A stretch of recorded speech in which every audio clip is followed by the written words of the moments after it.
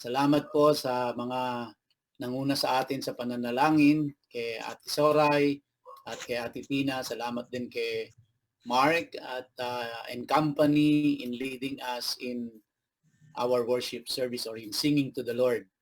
So this morning ho, tayo ay magpapatuloy sa pag-aaral natin sa Book of Genesis at purihin ang Diyos dahil tayo po ay nasa kabanatang 19 na or Genesis chapter 19.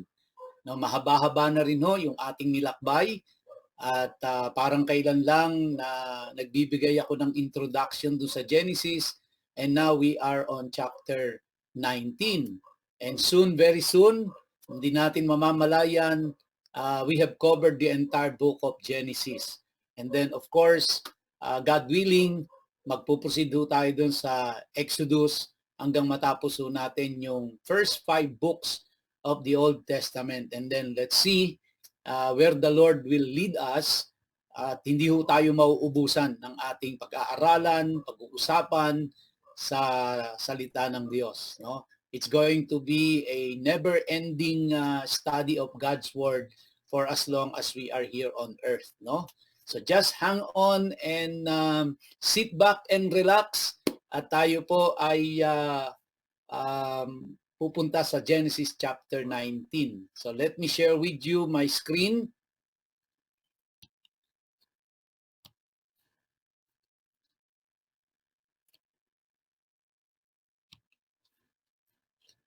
Ayan, so Genesis.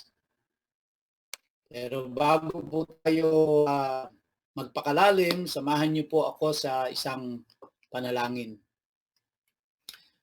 Aming Ama at aming Diyos, kami po ay nagpapasalamat na sa buong magdamag kami ay iyong iningatan, kami ay nakatulog at nakapagpahinga ang aming mga katawan. Salamat sa pag-iingat mo sa aming mga mahal sa buhay. Salamat sa patuloy na biyaya at pagpapala na amin pong tinatanggap at tinatangkilik sa mga oras na ito. Salamat po Ama na kami ay nagising na may malusog at maayos na pangangatawan. Salamat po Ama sa mga hanap buhay. Salamat sa iyong provision. Salamat sa iyong protection. Maraming salamat o Diyos. At sa umaga pong ito, kaming lahat ay sama-samang dumudulog sa iyo at humihingi po ng karunungan, bukas na isipan at pangunawa upang aming maintindihan ang iyong mga salita. Dalangin namin o Diyos na bagamat ang Book of Genesis at ang mga pangyayaring nakasaad dito ay naganap 1,000 taon nang nakararaan, ngunit ito po ay meron pa ring kaukulang Lord, significant sa aming buhay magpasa hanggang sa mga oras na ito. Kung kaya't dalangin namin na kami po ay tulungan mo na hindi lamang namin maintindihan ang salita mo, kundi ito po ay mailapat namin sa pangkasalukuyan naming kapanahunan. Tulungan mo po kami, O Diyos, at patuloy na gabayan. Bigyan mo po ng karunungan at gabay ang iyong mensahero at ganoon din po ang iyong mga anak na makikinig ng iyong mensahe sa umagang ito. Salamat po Ama, pinupuri ka namin, niluluwalhati ka namin, sinasamba ka namin at dinadakila ka namin. Sa iyo po ang papuri at pagsamba at pagdakila sa pangalan ni Jesus. Amen. Amen. Well, I hope we can finish the whole chapter of Genesis chapter 19. But if not, then of course we will just continue next Sunday. Doon po sa remaining verses na hindi natin mako-cover and probably we will also cover Genesis chapter 20. So let me start with verse 1. No? Genesis 19 verse 1. Sabi po diyan, the two angels came to Sodom that evening. When Lot was sitting at the gate of Sodom, Lot saw them, got up to greet them, and prostrated himself on the ground. Now, in chapter 18, nakita po natin na si Abraham ay binisita ng 3 lalaki. At ang isa po dun sa mga lalaki ay clearly in-identify sa atin kung sino. At yun po ay walang iba kundi si Yahweh, or sa ano po sa Hebrew ay Jehovah, hindi po Jehovah, no, kundi Jehovah, dahil ang talaga pong proper name ng the Lord God Almighty ay wala pong iba kundi yung YHWH, or Yud He Vav He in Hebrew. At ito po ay nabasa natin in the previous study na yung pong Adonai, which means Lord or Master, ay ang talaga pong in the original Hebrew manuscript, yun po ay si Yehovah, or si God the Father, no? Kung sa ating pong pagkaunawa. At yung dalawa po doon ay hindi in-identify kung sino. In verse 1 ng chapter 19, dito po ay in-identify kung sino yung dalawa. At ang sabi doon, the 2 angels, so yun po yun, the 2 angels came to Sodom that evening. So sa madalit salita, yung pong 3 lalaki na bumisita kay Abraham, ang isa doon ay walang iba kundi si Yahweh, at ang dalawa po ay ito sa verse 1 ng chapter 19, which are the 2 angels. Now, yung angels po dito, ang ibig sabihin nito is messenger. Now, I'm giving emphasis on this kasi po maraming mga commentaries and na naniniwala po na itong 3 lalaki na nagpakita kay Abraham at bumisita sa kanya ay mga representative daw sila ng Trinity, ng God the Father, God the Son, and God the Holy Spirit. But of course, yun po ay speculations. Dahil makikita natin na yung pong sa verse 1 ng chapter 19 ay hindi po nagre-represent ng God the Father, God the Son, and God the Holy Spirit yon, kundi yung kasama po na 2 lalaki na bumisita kay Abraham ay walang iba kundi mga messenger.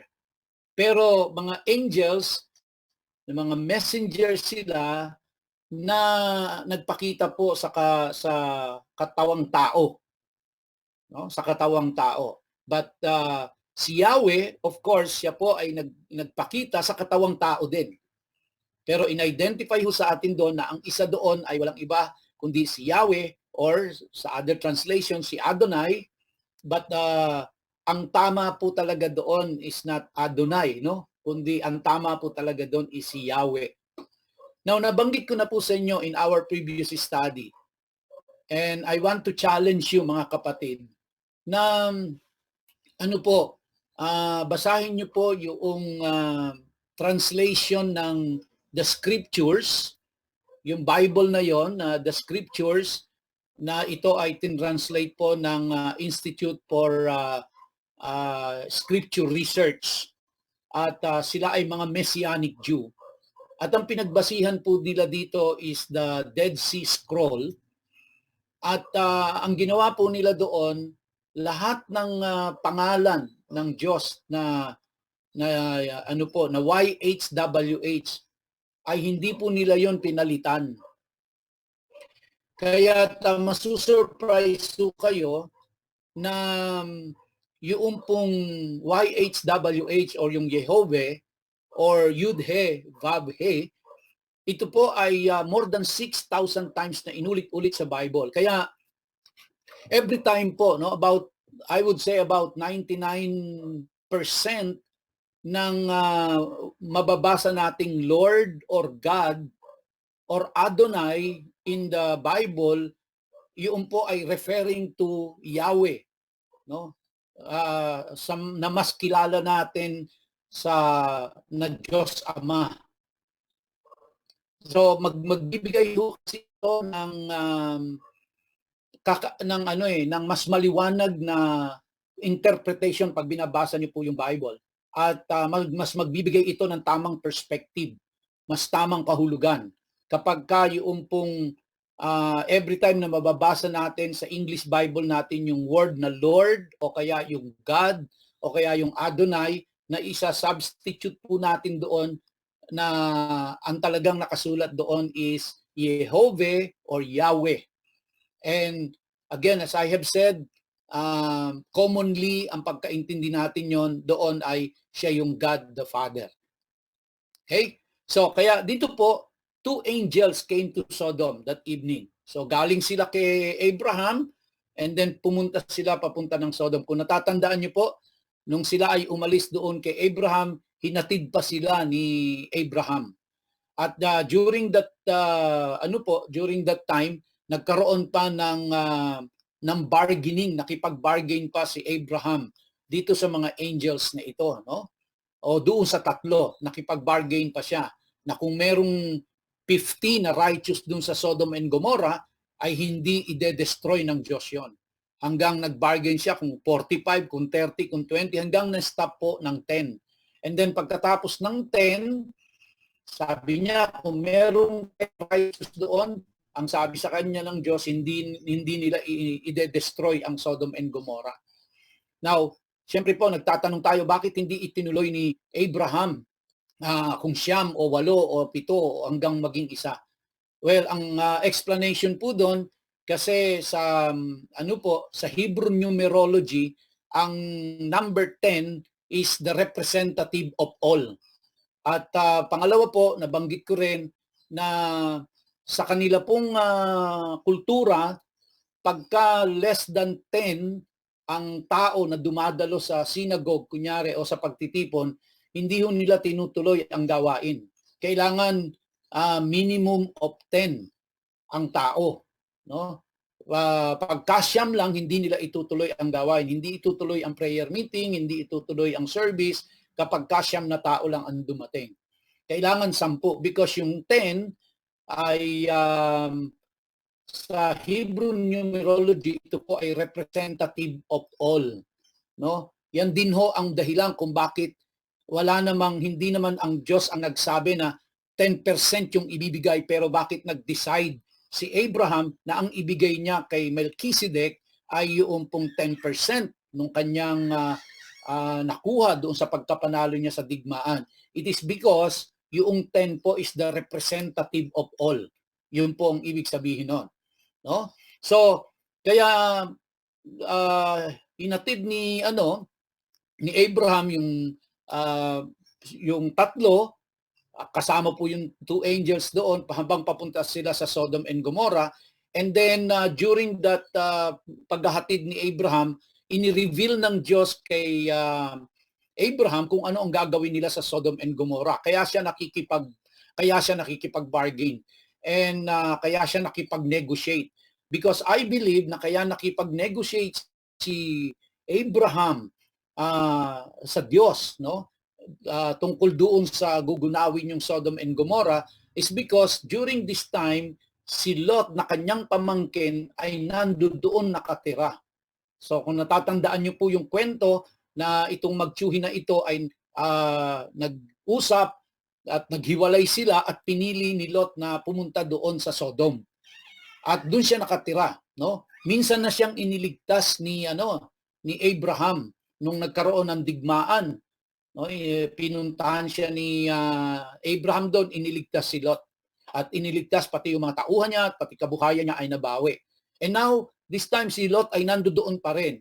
Kaya naniniwala po ako na ito ang reason bakit nakipag-negotiate si Abraham na kung merong 15 righteous, kung merong 14 righteous, o may 45 na righteous, kung meron hanggang 10 na righteous, because yung pamangkin niya ay nandoon, no? So alam niya na kapag dinestroy ng Diyos kung Sodom and Gomorrah, damay na naman yung kanyang pamangkin. Okay? Now, mamaya ho makikita natin kung ano pa yung napakahalagang role na ginampanan dito ni Abraham sa buhay ni Lot, sa kanyang pamangkin. So, continue in verse 1, Lot saw them. So nakita niya yung dalawang angels o yung dalawang messenger. Got up to greet them and prostrated himself on the ground. Now, bakit to siya dumapa sa lupa?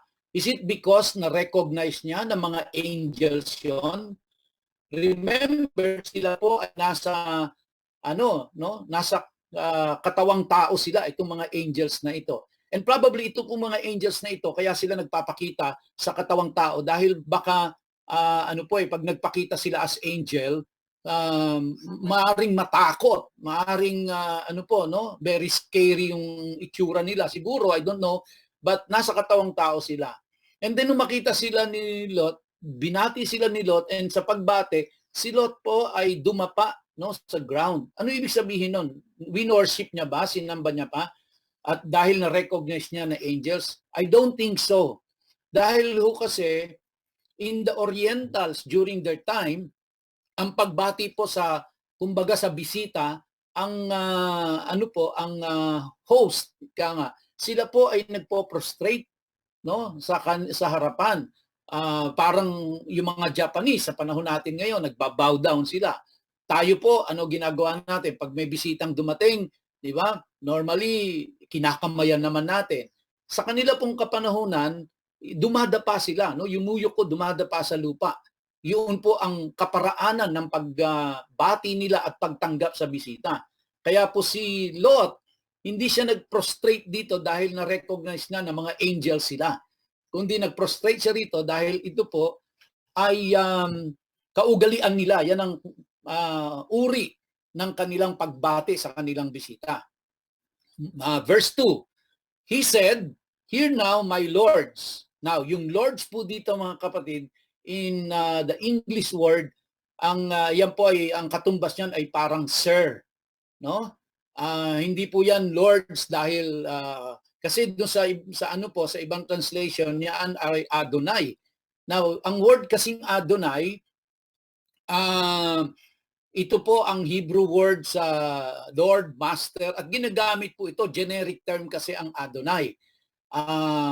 Ang Adonai ay pwedeng gamitin sa tao, pwedeng gamitin sa Diyos.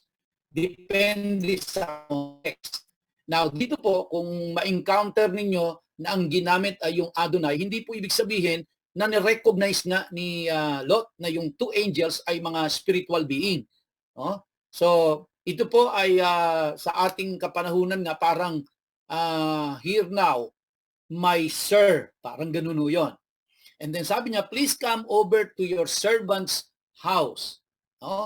And now, again, sabi ko sa inyo, ito ay oriental na kaugalian. They look at themselves as servants nung kanila pong guest. Okay? And then ang offer ni Lot sa kanila, spend the night, wash your feet, get up early, and go on your way. Tapos sumagot po yung two angels, "No," they answered, "we'll stay in the square." Okay. Now, ito po ay again oriental oriental na kaugalian. Pag may bisita, yayayain niya, patutulugin niya sa kanyang bahay, pakakainin niya. Para tayo, may bisita tayong dumating. Pagdating ng bisita, dito ka naman ang halian. O kaya, mag-overnight ka na, bukas na kayo umuwi. Gabi na rin lang, dito na kayo kumain. Para mahaba-haba yung ating kwentuhan. So, ganon. Tapos, di ba, tayo din, kaugalian din natin. Sasabihin na, hindi na, baka makakaabala pa kami sa'yo. Di ba? O kaya, wag ka na mag-abala sa amin. Sa bahay na lang kami kakain. So, oriental na kaugalian ho yan eh.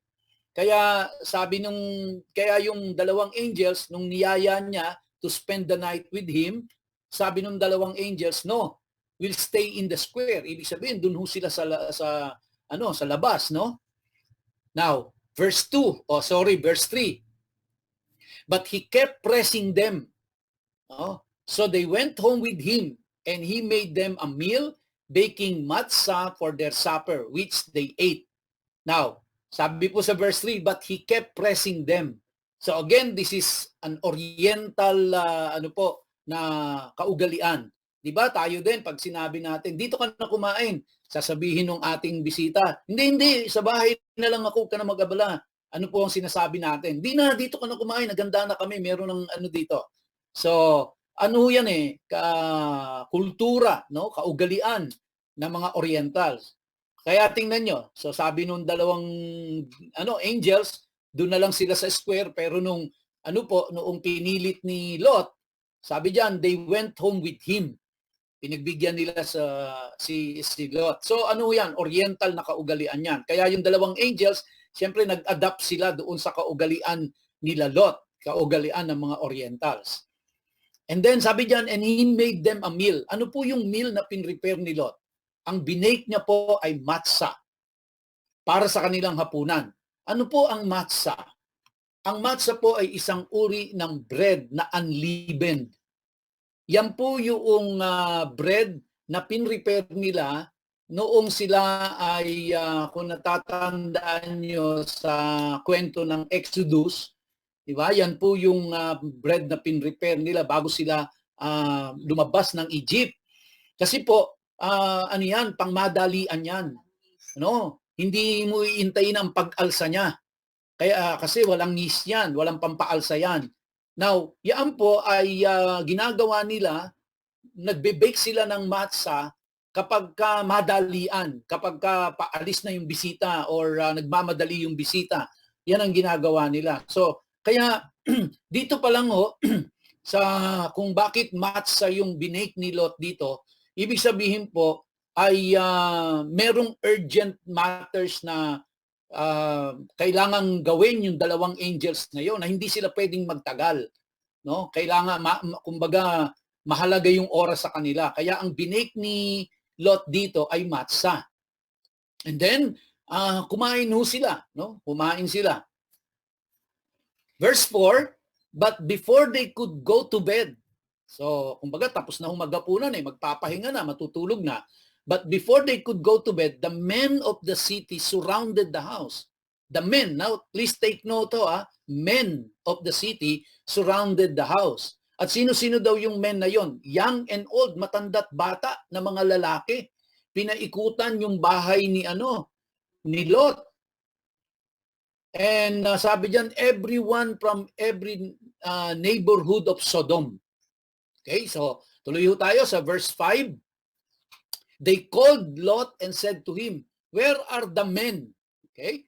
Where are the men who came to stay with you tonight?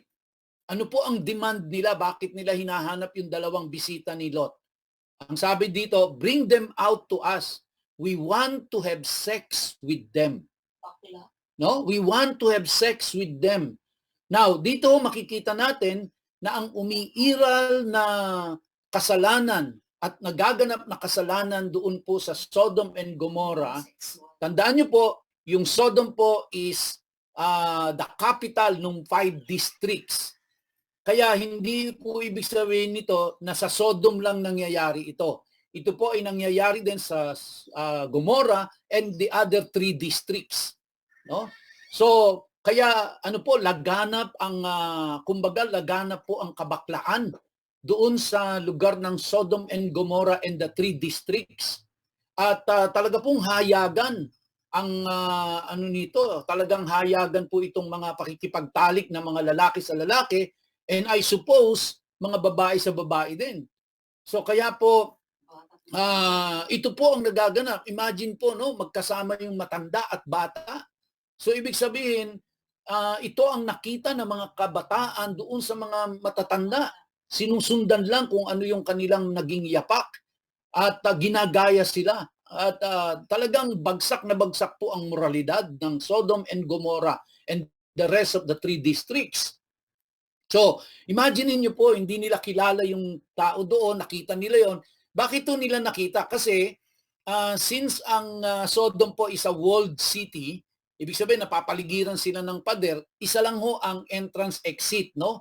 Meron silang gate na doon ay dumadaan. So lahat ng dumadaan doon nakikita ng mga tao. And then nakita nila na merong bisita si Lot na 2 lalaki.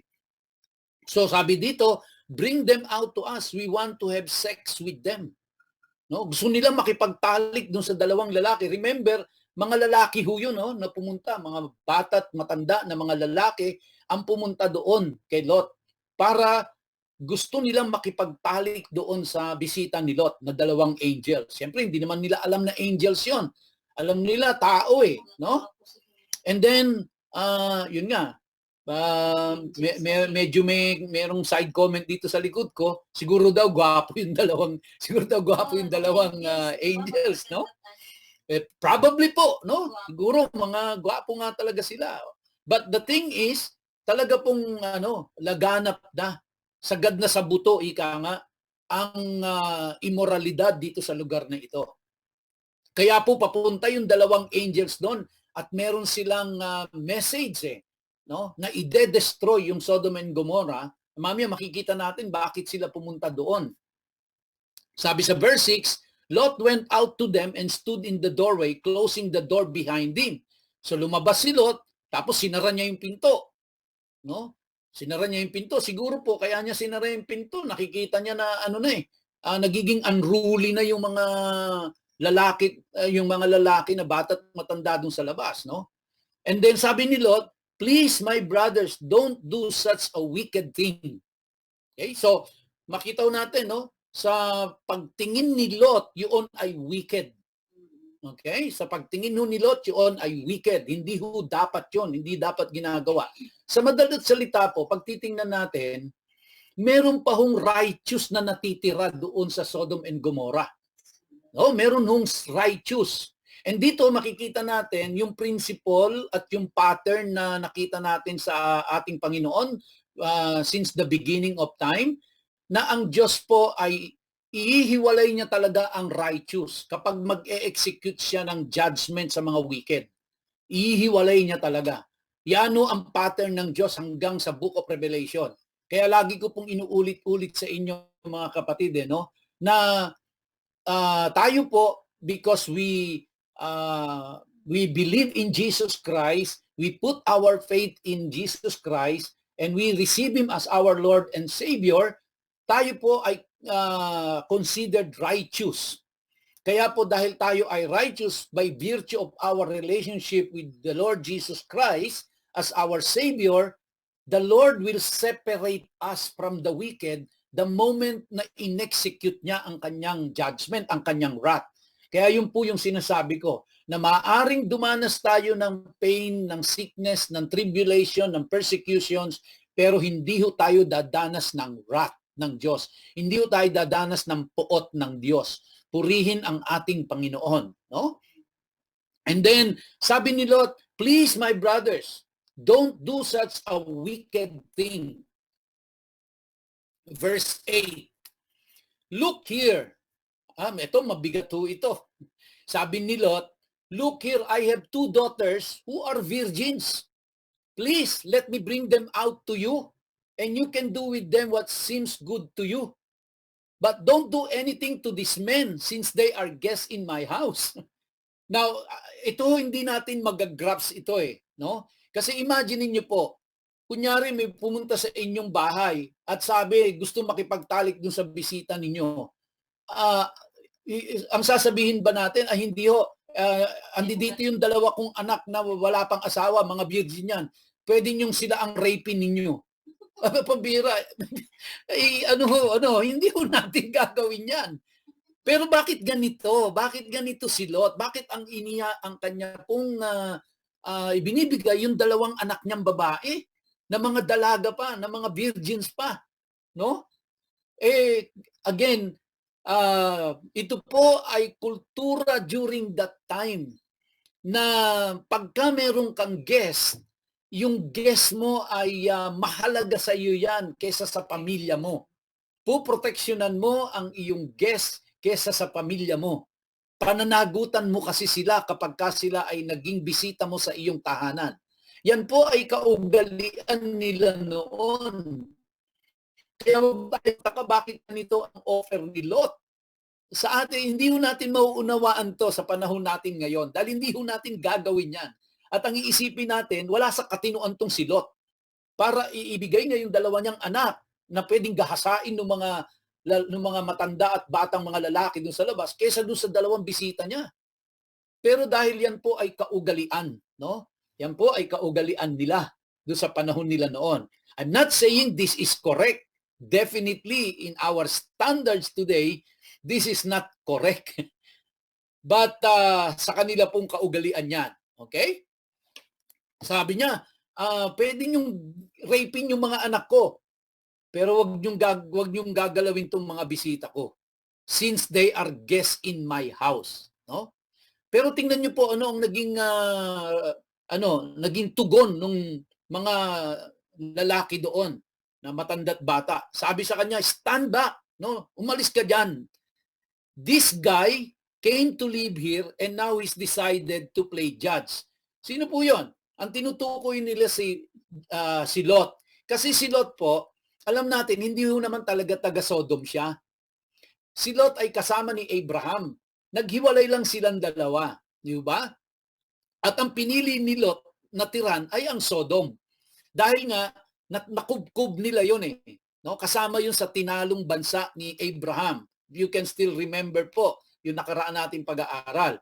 And then, nakita kasi ni Lot na maganda yung maganda yung pasture land at saka maraming supply ng water doon para sa kanyang mga alagang hayop. Kaya mas pinili niya yon. Kaya ang napunta kay Abraham ay yung lugar na mabundok at hindi maganda ang terrain, mapanganib, mahirap magpastol. So kaya pinili ni Lot. At doon sa pagtira niya po doon dahil medyo may kabuhayan din talaga, itong si Lot ay nag-iisa po siya sa mga naging tagahatol. Kasi sila po ay kaya niya po nakita yung pagdating ng dalawa eh. Kasi siya ay nandoon mismo sa gate nung city kasi doon nagkakaroon kasi yung lugar po na yon, doon nila ginagawa ang mga paglilitis para in public, para may mga witnesses, doon nila ginagawa ang maraming transaksyon, no? At kaya si Lot nandoon siya. Isa siya sa mga isa sa mga judges doon. Tagahatol, no? Kaya sabi nila, stand back. Tapos sabi nila, this Lot, itong si Lot na ito, came to live here and now he's decided to play judge. For that, we will deal worse with you than with them. Dahil ayaw ibigay ni Lot yung dalawang bisita niya, ang sabi nitong mga lalaki na ito, no, parang kumbaga pinagbabantaan si Lot na mas matindi ang dadanasin mo sa amin kaysa diyan sa dalawang bisita mo, no? Then they crowded in on Lot. Okay? So susugurin na ho nila kumbaga talagang ay gagrab na nila si Lot at bubugbugin siguro, papatayin. Imagine niyo po, no? Na gagawin nila ito dahil lang gusto nila makipag-sex doon sa dalawang bisita ni Lot. No? And sabi diyan, in order to get close enough to break down the door. Talagang mangwawasak na ng bahay itong mga ito. Imagine niyo po, no? Mangwawasak na to ng bahay. Makipag-sex lang doon sa dalawang lalaki. Ganoon ka-desperate, no? Itong mga taong ito. Talagang gagawa ng anumang uri ng kasamaan, sukdulang pumatay sila ng tao or manakit sila ng tao, mapagbigyan lang yung kanilang sexual desire. And alam ho natin, ganito naman talaga din no? Sa mundo po ng mga makasalanan, talagang mapagbigyan lang yung gusto ng laman na sukdulang pumatay ng tao, sukdulang manloko ng tao, sukdulang pong gawin ang karumal-dumal na gawain, mapagbigyan lang yung gusto ng laman, magsisinungaling, mandadaya, para lang mapagbigyan ang laman, no? At ang sabi diyan, but the men inside reached out their hands. So yung dalawang angel po, nakita na nila, magkumbaga may commotion na dun sa labas, ang ginawa po nila ay hinablot nila si Lot papasok sa loob. And then tapos sinara nila yung pinto. Okay? And then ano ang ginawa ng angels? Then they struck the men at the door of the house with blindness. So yung lahat po ng mga lalaki nandun sa labas na nangangahas na sila ay gahasain, binulag ng dalawang angels. Sabi diyan, both small and great, which means yung pong matanda at bata, no? Maaaring may mayaman doon, may mahirap, but ang sabi doon, both small and great, so that they couldn't find the doorway. So, kaya makita natin na yung bisita ni Job, hindi ordinaryong tao. Mga angels talaga ito, no? Na nagkatawang tao. Alright? Now, verse 12. The men said to Lot, "Do you have any people here besides yourself?" Ito na po, ito yung pakay nila eh. Bakit sila pumunta doon eh? "Do you have any people here besides yourself? Whomever you have in the city, son-in-law, your sons, your daughters, bring them out of this place." Now, the reason na pumunta po yung dalawang angels doon is para i-save si Lot at yung kanyang yung kanya pong pamilya. Dahil gugunawin na nila ang Sodom and Gomorrah. Okay? So, iniihiwalay na po yung righteous. Well, I believe po na si Lot, bagamat siya po ay nanirahan doon sa Sodom at he is more involved in making business, no? Pero the thing is, si Lot po, he still belongs to the Lord. No? At kaya i-spare siya eh. Ihiwalay siya. So kung natatandaan niyo po yung kay Noah, di ba anong ginawa ng Diyos? Si Noah ay hiniwalay niya at yung pamilya ni Noah bago niya in-struck ng flood or bago niya dinestroy yung humanity during that time. Sineperate niya muna yung righteous sa wicked bago niya in-execute ang kanyang judgment. Ganito din po yung nakikita natin dito. And please remember, you will see this all throughout the scriptures po, all throughout the Bible, na wala hong darating na anumang wrath ng Diyos o poot ng Diyos nang wala siyang sufficient na warning. Lagi ho siyang magbibigay ng warning. Yan po ang pattern ng Diyos. Makikita natin yan all throughout the Bible na bago mag-execute ng wrath ang Diyos, bago mag-execute ng judgment para mag-perish ang mga tao, siya po ay mag-a-announce yan at magbibigay ng warning yan, both to the believers and to unbelievers, no? At pagkatapos niyan, ihiwalay ng Diyos yung mga righteous and then yung mga wicked, tsaka niya i-execute yung kanyang judgment. Okay? So, sabi ng dalawang angels kay Lot, bring them out of this place, yung pamilya mo. No? Umalis na kayo dito sa lugar na ito. Ano ang reason? Verse 13, because we are going to destroy it. We are going to destroy it. Referring to that city or referring to to Sodom and Gomorrah and also other three districts doon. Sabi diyan sa verse 13, Adonai. Now that word Adonai in all capital letters, mga kapatid, yan po ay YHWH. Yan po ay Yud, He, Vav, He. Yan po ay Yehovah. Hindi po Jehovah, ha? Yehovah. Yun po yung correct pronunciation doon, Yehovah. Okay? So, ibig sabihin, yan po yung Lord God Almighty. Yang Adonai na yan. Now, again, na-explain ko na ho sa inyo kung bakit Adonai yung ginamit. Kasi po itong complete Jewish Bible was translated by a Messianic Jew. At kapag Messianic Jew po, ayaw nilang gamitin yung word na Yud, He, Vad, He o yung Yahweh. Kaya po dun sa Bible na the Scriptures, ay pag nabasa nyo po yun, ay makikita nyo hindi nila ini-spell sa English yung pong yung Yahweh. Yung po ay nakasulat pa rin sa Hebrew. Anyway, going back, Adonai has become aware of the great outcry against them, and Adonai has sent us to destroy it. Okay? So pinadala sila ng Diyos Ama. So, ang nag-utos dito sa mga angels ay hindi si Jesus Christ. Ang nag-utos dito sa mga angels ay hindi po ang Holy Spirit. Ang nag-utos sa mga angels na ito is God the Father, si Yahweh, no? Si Yehovah ang nag-utos na i-destroy yung Sodom and Gomorrah and the rest of the three districts. Verse 14, Lot went out and spoke with his sons-in-law.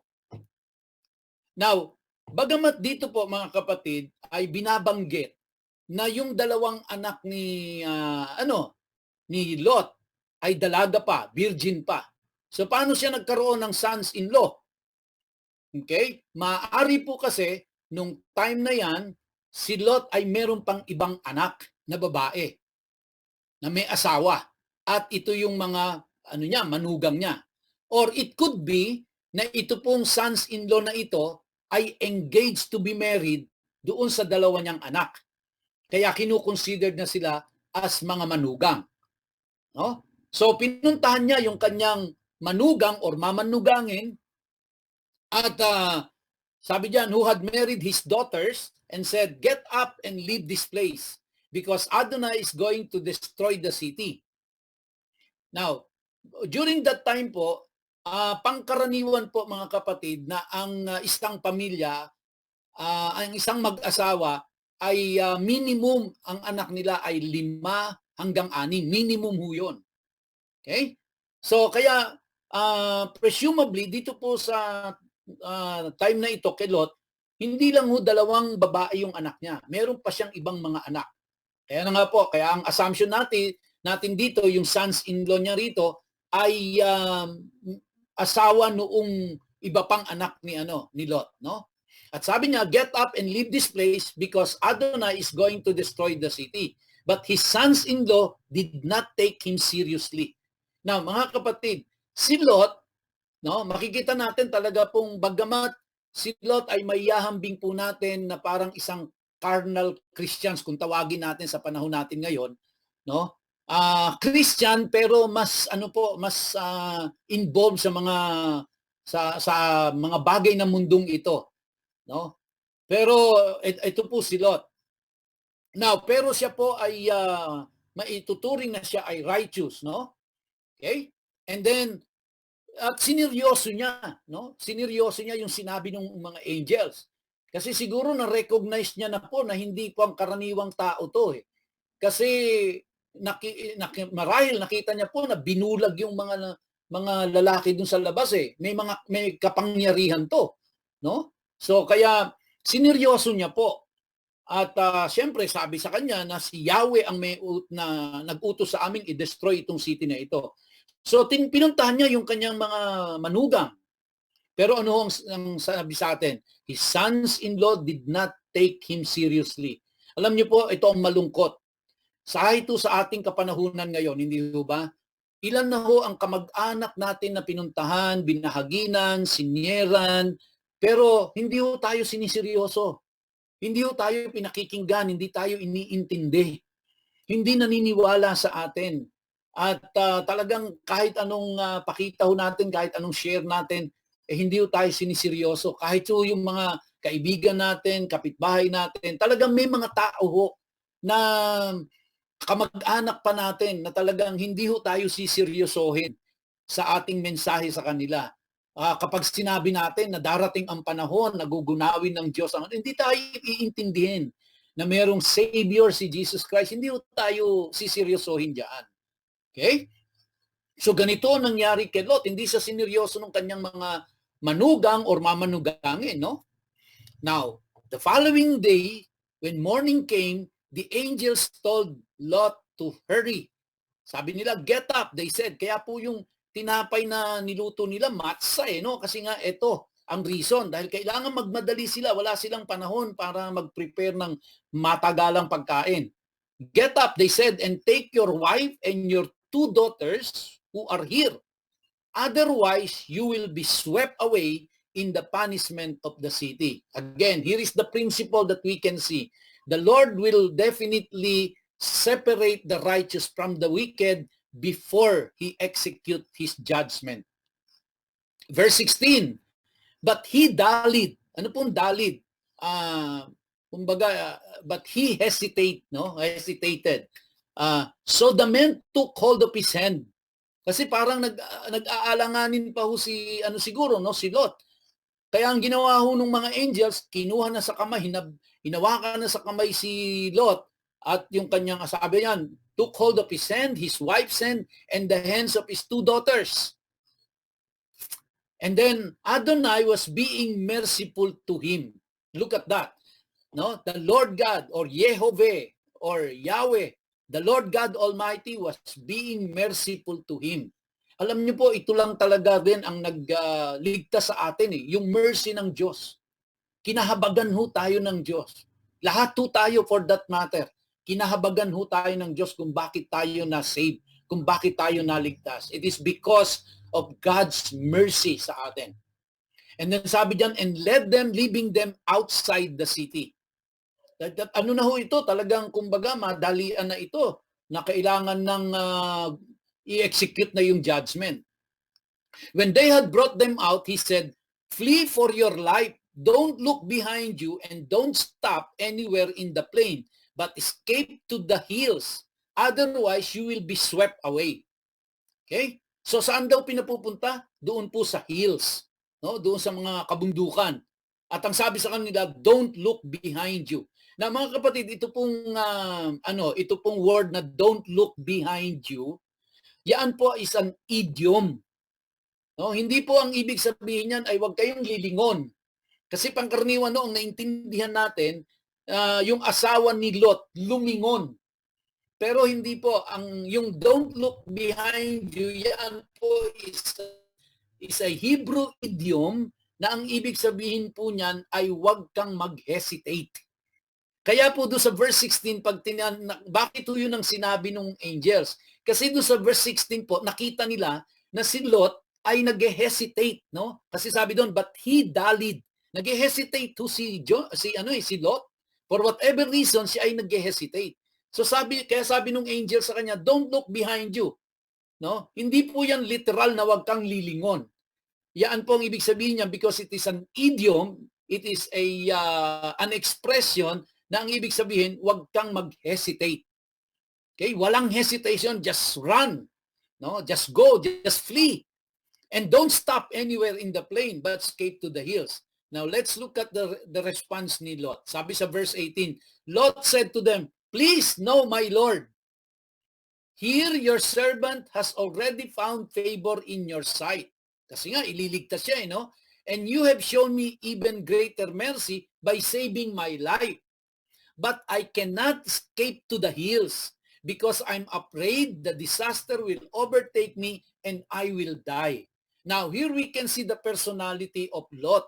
Kasi nga, ayaw ni Lot sa kabundukan. Gusto niya sa syudad. Kasi mas komportable po sa syudad kaysa sa kabundukan.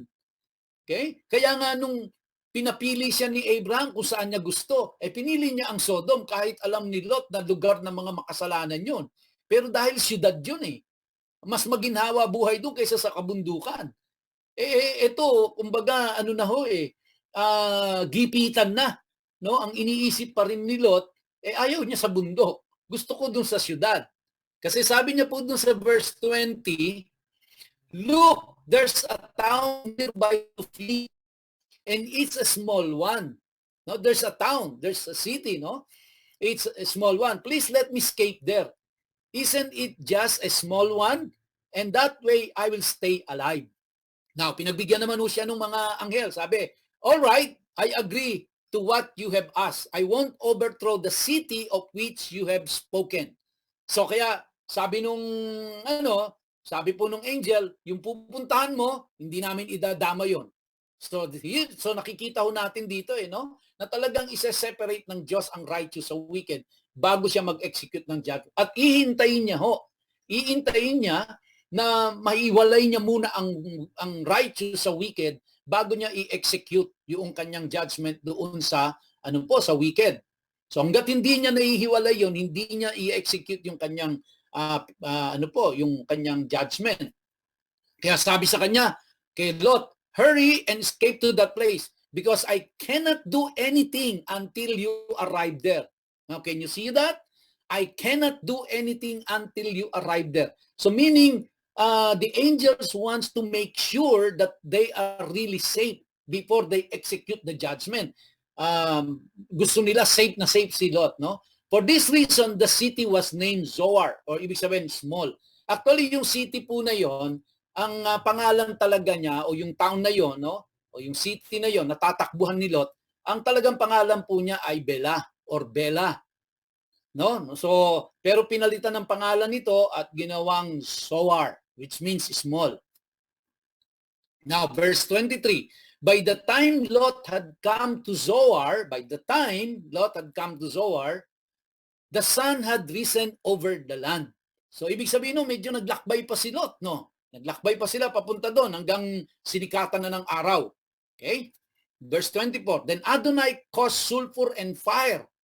Dahil nandun na si Lot sa Zoar, tsaka yung kanyang, yung kanyang dalawang anak, no? Then Adonai caused sulfur and fire to rain down upon Sodom and Gomorrah from Adonai out of the sky. Now, please take note mga kapatid, bakit to sulfur ang ginamit dito? Now, yung pong sulfur, ito po ay pagka ito ay na-subject sa sa heat, sa apoy, talaga pong matindi ang init nito at sobrang baho nito. At dahil sa sobrang baho niya, yung pong baho ng basura, ginagamit ho kasi ito pagka magsusunog sila ng basura. Dahil kasi yung baho ng basura, tatalunin ng baho ng sulfur. Kaya hindi mo na maamoy yung baho ng basura, ang maamoy mo yung sulfur. At ginagamit lang ho nila ito pang sunog ng basura. Sa madalit salita po, itong ginamit ng Diyos na sulfur para sunugin sila, ay tinitingnan ng Diyos yung mga tao doon sa Sodom and Gomorrah because of their sexual immorality. Ang tingin ng Diyos sa kanila ay basura. Now, sorry to say mga kapatid, pero yung pong mga tao na involved sa mga pakikipagtalik sa lalaki at babae sa babae ay mga kapatid, yan po ay karumal-dumal na kasalanan yan sa harapan ng Diyos. Kaya nakita natin dito po sa Sodom and Gomorrah, ang minention ng Diyos na kasalanan lang na ginagawa nila is yung pong sexual immorality, yung pong homosexuality. Yun lang ang hinighlight ng Diyos. And that is enough para i-destroy ng Diyos ang buong city. No, ang buong city po i-destroy because of that. Dahil talagang talamak na sagad na sa buto ang kasamaan ng mga taong ito. No, talagang yung sexual perversion, talaga pong grabe na. Kaya ang tingin ho ng Diyos diyan basura. Kaya ho sulfur ang ginamit ng Diyos diyan, no, para sunugin 'yan. Dahil nga po basura ang tingin ng Diyos diyan. Kaya mga kapatid, baka tayo po ay merong mga kamag-anak, kaibigan, kakilala na mga babae o lalaki na involved po sa homosexuality. No, involved ho sa lesbianism, involved ho sa sa mga sexual immorality. Mga kapatid, continue to pray for them, continue to reach out to them. Huwag niyo hong tigilan dahil kinasusuklaman ho ng Diyos yung kasalanang ginagawa nila yun. Yung pakikipagtalik ng lalaki sa lalaki at babae sa babae, yan po ay kasuklam-suklam sa harapan ng Diyos. And i-destroy niya ang buong city dahil diyan sa kasalanan niya. So ang tingin ng Diyos diyan ay basura po yan. Mabahong basura. Hindi lang basta basura. Ito po ay mabahong basura. Ang tingin ho ng Diyos diyan. So Adonai caused sulfur and fire to rain down upon Sodom and Gomorrah from Adonai out of the sky. So from Yahweh, from Yehovah, galing ho sa langit. Anong sabi sa verse 25? He overthrew those cities, the entire plain, all the inhabitants of the cities. Ibig sabihin no, bata, matanda, lalaki, babae, all the inhabitants ho wala hong itinira. No, he overthrew those cities, the entire plain, all the inhabitants of the cities, and everything growing in the ground. Pambihira, pati halaman, no, pati damo, wala hong itinira. Ganun katindi ang galit ng Diyos sa ganitong uri ng kasalanan. Na siguro sabihin natin, bakit pati yung mga, for sure may mga sanggol doon, for sure may mga bata doon. For sure may mga matatanda doon. Bakit dinamay ng Diyos yon? Well, that's another matter, mga kapatid. No? But nakita ho natin, yes, it's total annihilation by fire. No? Dahil ang pangako ng Diyos kay Noah, hindi ko nagugunawin ang mundo by flood. Pero hindi niya sinabing hindi ko gugunawin ang mundo by fire. So kaya by fire, mga kapatid, ganyang kabigat yung kasalanang ginagawa ng mga tao na yan. No? Na talagang, kumbaga po, may direct na intervention na ang Diyos mismo. Hindi po ito dulot ng nature. Hindi po ito kalamidad dulot ng ng nature, no? Ito ay talagang direct na na wrath ng Diyos, poot ng Diyos ang kanilang naranasan. Now, verse 26, ito po, but his wife looked back from behind him and she became a column of salt. Now, ito, mga tinuturo natin ito sa Sunday school, kaya alam na ng mga bata ito, naging asin yung asawa ni Lot, at doon sa mga illustration na pinapakita natin, ay lumingon. Kasi yun ang sabi diyan sa English but his wife looked back from behind him. Now, again, this is an idiom. It is an expression that says, nag-hesitate. Nag-hesitate. Nagduda. Nagdalawang isip. No? Kaya sabi ng Bible a double-minded man is unstable in all his ways Now, dahil doon sa kanyang pagdududa, dahil sa kanyang pag-hesitate, she became a column of salt. Now, again, ito pong naging column of salt, debatable pa rin ho ito. Kasi hati ho dito ang mga rabbi, hati ho dito ang mga Bible scholars kung ito ba talagang naging asin siya o this is just an expression or this is symbolic lang pero hindi naman talaga siyang naging asin. Ano ba talaga? So nobody knows so. But the thing is, makikita natin because of Lot wife's hesitation, yung kanyang pagdududa, nakita niya na ine-execute niya yung judgment, nagdududa pa to si wife ni Lot, then hindi siya nakasama. Consequence nung kanyang hindi solid yung kanyang pananampalataya, no? Talagang masabi nating ito ay faithlessness or pagdududa, kaya naiwan siya Naiwan. Tingnan natin sa susunod na verse. Verse 27, Abraham got up early in the morning, went to the place where he had stood before Adonai. Saan yun? Ito po ay nandoon sa Hebron. No, medyo malayo-layo rin ito. Can you imagine, no? From where Abraham was at nakatayo siya doon, medyo mountainous kasi yung area ni Abraham at ito ay sa Hebron. Tanaw na tanaw niya yung usok. Tanaw na tanaw niya yung makapal na usok, no, ng pagkasunog ng Sodom and Gomorrah. No, para siyang para pong katulad nung nagkaroon ng sunog dito sa Bacoor. Kitang-kita mo sa alapaap yung usok. Kitang-kita mo yung ganun nasaksihan ni Abraham. Verse 28, and look out toward Sodom and Gomorrah, scanning the entire plain. There before him the smoke was rising from the land like smoke from a furnace. Yun po yung na-witnessan ni Hindi ko alam kung anong tumatakbo sa isip ni Abraham dito. Dahil alam niya nandoon yung pamangkin niya. No? Alam niya nandoon yung pamangkin niya at alam niya ang Diyos ang mag-execute ng judgment. Hindi ito dulot lang ng kaaway o dulot lang ng kalamidad or nature. Alam ni Abraham na mag-execute ng judgment ang Diyos dun sa city na yun. I-destroy ng Diyos yung city na yun. At alam niya nandun yung pamangkin niya. So hindi ko alam kung ano tumatakbo sa isip ni Abraham, no? Pero tingnan natin yung verse 29, mga kapatid. Sabi po sa verse 29, but when God destroyed the cities of the plain, ano po ang sabi? He remembered Abraham and sent Lot out. The reason why inispare ng Diyos si Lot, naalala niya si Abraham, no? Away from the destruction. Sabi diyan, and sent Lot out away from the destruction when he overthrew the cities in which Lot lived. Now, mga kapatid, tignan ko po ng emphasis ito, mga kapatid. Tandaan niyo po, si Abraham nakipag-negotiate sa Diyos. Si Abraham ay nakipag-bargain sa Diyos na kung merong 10, hindi niya gugunawin yun. No? And I believe na kaya nakikipag-negotiate si Abraham ng ganoon sa Diyos is because nandun yung pamangkin niya. At mahal niya yung pamangkin niya dahil nung nagkaroon po ng digmaan at si Lot ay hinostage, sinugod ni Abraham yon, no? Itinaya niya yung buhay niya, iligtas niya lang yung kanyang pamangkin.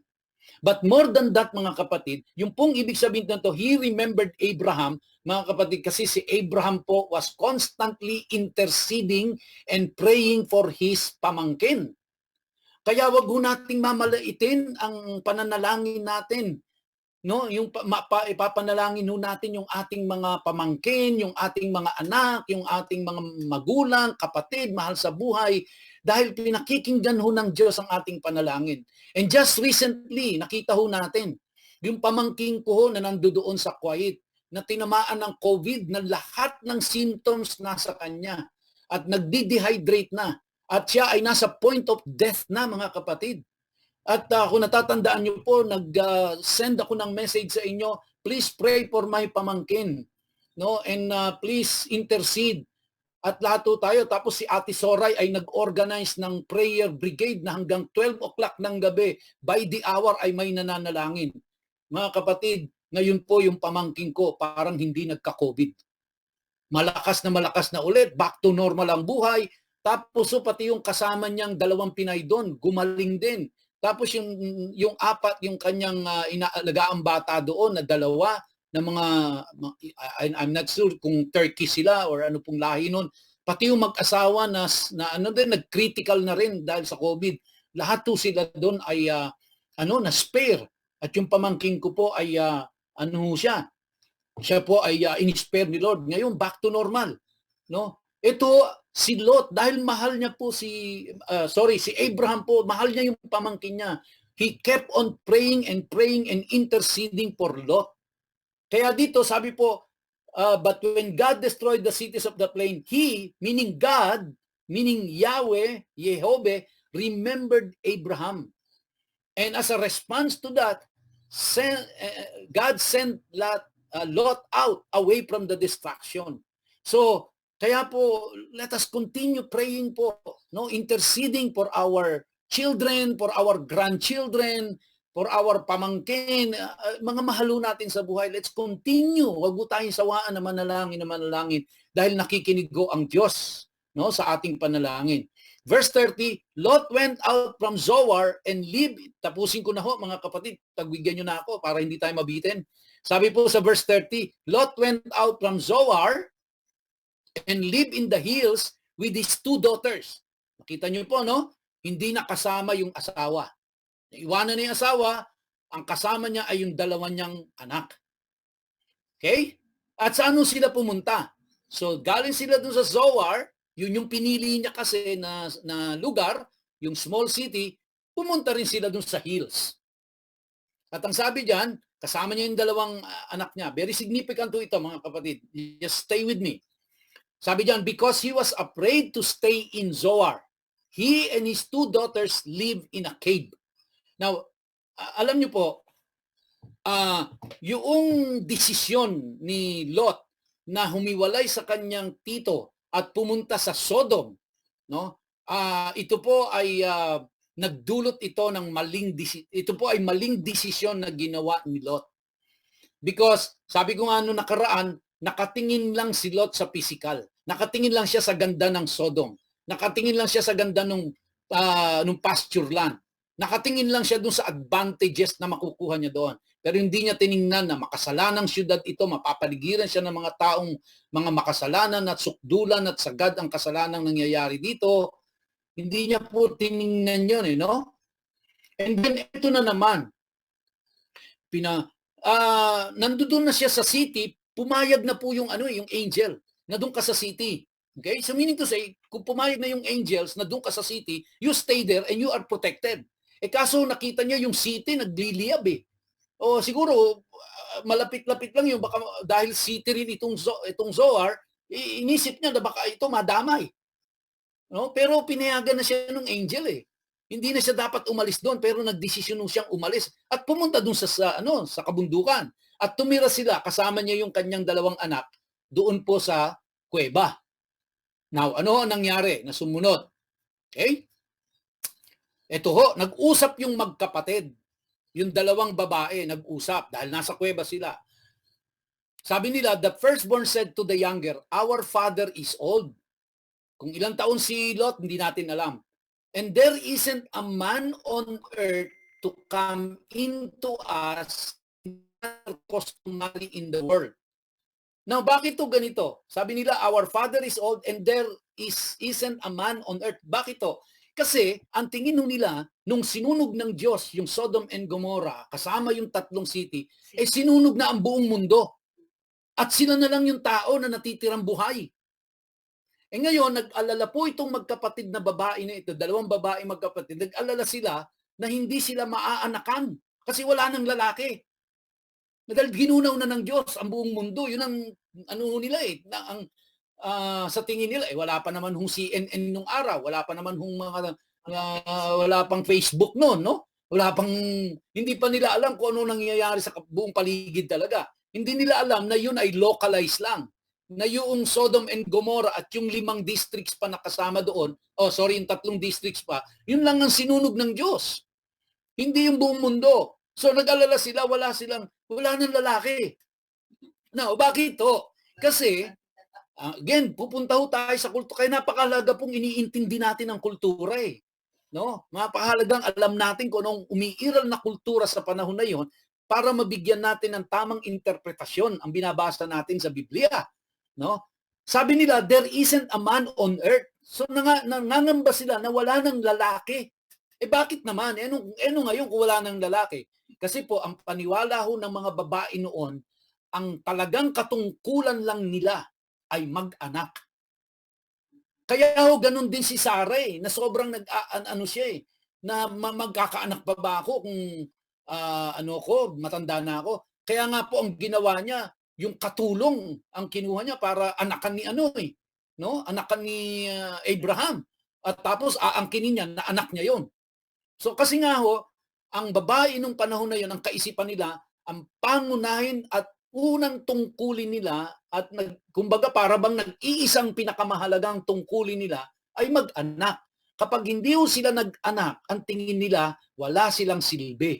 Wala silang kwentang babae. At sila, yun po ang mangyayari. Kaya ang ginawa ng dalawa, wala nang lalaki. Ano naisip nila? Yung tatay na lang natin. No?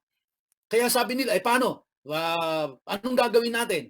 Sabi nila, come, let's have our father drink wine. Lasingin natin si tatay. No? Ito yung usapan ng dalawa. Lasingin natin si tatay. And then pagkatapos, then we'll sleep with him. Ang ibig sabihin po nung sleep with him, hindi ho tatabihan sa pagtulog si tatay, kundi makikipag-sex sa tatay nila. Okay? And that way will enable our father to have descendants.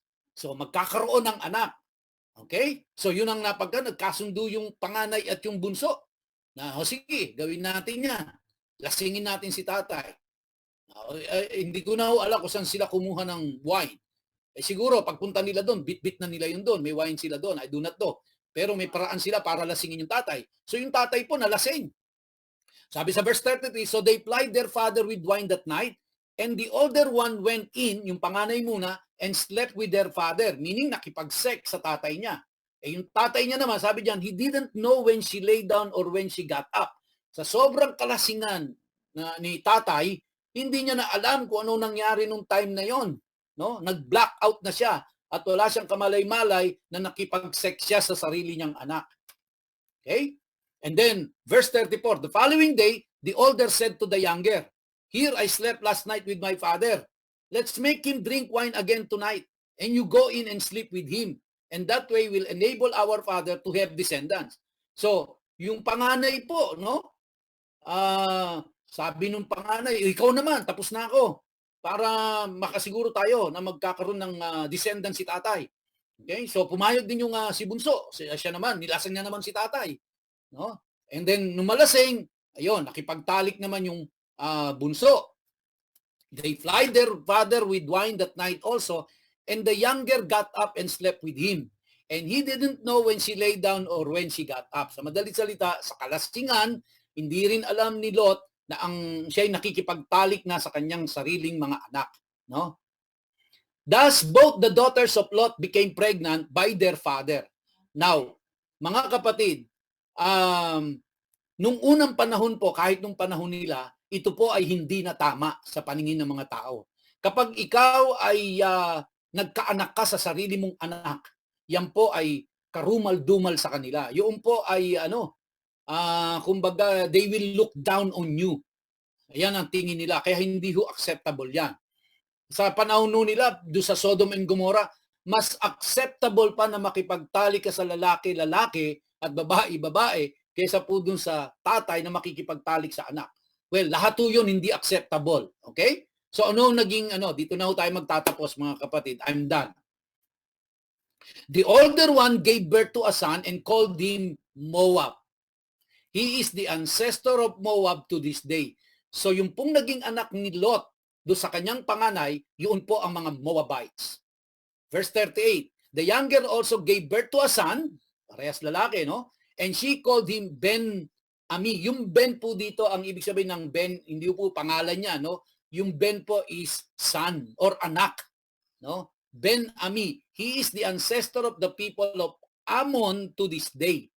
Yung mga Ammonites. Sino po ang Moabites at Ammonites? Ang mga Moabites at Ammonites po ay mga kaaway ng Israel. No? At kapag kakaaway ng Israel, kaaway ho ng Diyos. Kaya itong dalawang anak na ito, dahil anak sila sa incest, sa pagkakasala, no? Kasi hindi rin naman libre si Lot doon. Kahit lasing na lasing yan, hindi siya alam. Hindi ibig sabihin, libre na siya doon sa ginawa niyang yon. Kaya nakita natin, napakapangit ng pagtatapos ng buhay ni Lot Hindi na ho natin nalaman kung ano na ang sumunod mula dito sa kuweba, kung saan na napunta si Lot. Ano na ang nangyari sa kanya? Ilang taon siya namatay at wala na ho. Tinapos na ng Diyos. No? At yung dalawang anak niyang ito, doon sa dalawa niyang anak, ito po ay nagdulot ng katakot-takot na sakit ng ulo sa bayang Israel. Magpasa hanggang ngayon. No? Kasi I think yung Ammon yung mga Ammonites, sila po ay nandoon sa sa Jordan ngayon, sa area ng Jordan. Sila ay nandoon sa kasalukuyan. Na hanggang ngayon tinik sa lalamunan ng mga Israelites itong mga Moabites and yung mga Ammonites. Bakit nagkaganon? Dahil sa maling desisyon ni Lot. No? Una pumunta siya doon sa Sodom at pangalawa po, nandun na siya sa city, ligtas na siya doon, pumunta pa siya sa cave. Dahil nasa kuweba sila, ang tingin tuloy ng mga anak niya, wala nang tao sa mundo kundi silang tatlo na lang. At dahil may kaugalian na kailangan mag-anak sila, kahit na sa tatay pa nila, ay ginawa nila yon. Bakit ganun ang naging kaisipan ng dalawang babae? Kasi po, sila ay exposed doon sa kasalanan ng Sodom and Gomorrah. Kaya ganun ho ang kanilang mga mentalidad dahil yun ang naging mga exposure nila sa makasalanang kapaligiran. Kaya nakita nila, okay lang yung lalaki sa lalaki, babae sa babae, edi okay din lang yung tatay at anak. Ganun ang naging nito. So nakita natin yung maling desisyon ni Sarah at saka ni Abraham na makipagtalik si Abraham kay Hagar doon sa katulong. Naging dulot? Nag-produce ito ng mga Ismaelites, yung mga Arabs na hanggang ngayon sakit ng ulo ng mga Israelites. So, kaya mga kapatid, isang principle din makikita natin dito, mag-ingat tayo sa lahat ng mga desisyong ginagawa natin. Dahil sa ngayon, baka nakikita natin okay yan, pero later on pala, yan ay magdudulot ng kapighatian, magdudulot ng kapahamakan sa atin. Well, alam niyo po, ang pagiging bakla, maisingit ko lang, ang pagiging bakla at pagiging tomboy, yan po ay hindi ang Diyos ang nagbigay niyan. Yan po ay desisyon ng individual na siya ay maging bakla at siya ay maging tomboy. At dahil dinisisyonan niya yan, desisyon ho yan, hindi ho siya pinanganak na bakla na siya, hindi siya pinanganak na tomboy na siya. Siya po ay pinanganak na lalaki at siya ay pinanganak na babae. And while growing up, dinisisyonan niya na siya ay maging bakla, na dinisisyonan niya na siya ay maging tomboy. At dinisisyonan nila na sila ay makipagtalik sa kapwa lalaki at makipagtalik sa kapwa babae. And uulitin ko po ito mga kapatid, this must be stopped. Dahil pag ito po ay hindi na stop, yan po ay kinasusuklaman ng Diyos at tinitingnan ng Diyos na yan ay isang napakabahong, napakaruming basura na kailangang sunugin ng sulfur. No? Kaya talaga po nakakatakot po ito, itong recently na nakita natin sa balita, pinayagan na ni Pope, and then nagdiwang na ang mga dito sa atin, ang mga bakla at mga tomboy, nagdiwang na sila dahil pumayag na yung pinakamataas na religious leader ng Catholic Church. No, na para bang ang pumayag ay Diyos, no? Nako mga kapatid, please gawin ho natin lahat ng magagawa natin to stop this, lalo na kung meron tayong mahal sa buhay na involved dito, no? Let us continue to pray for them. Let us continue to share the gospel of Jesus Christ. Let us continue po to intercede sa kanila. At nakita ho natin yung si Abraham sa kanyang intercession, pinakinggan siya ng Diyos at iniligtas si Lot, mga kapatid. No? So, hanggang dito na lamang po, nagtatapos ang ating pag-aaral sa Genesis chapter 19 at sa susunod na Sunday po ay Genesis chapter 20 na tayo. Salamat po ng marami sa inyo pong walang sawang pakikinig at salamat po sa bawat isang miyembro ng pamilya ninyo na nandyan po at nakibahagi sa ating panambahan ngayong umaga. God bless us all mga kapatid.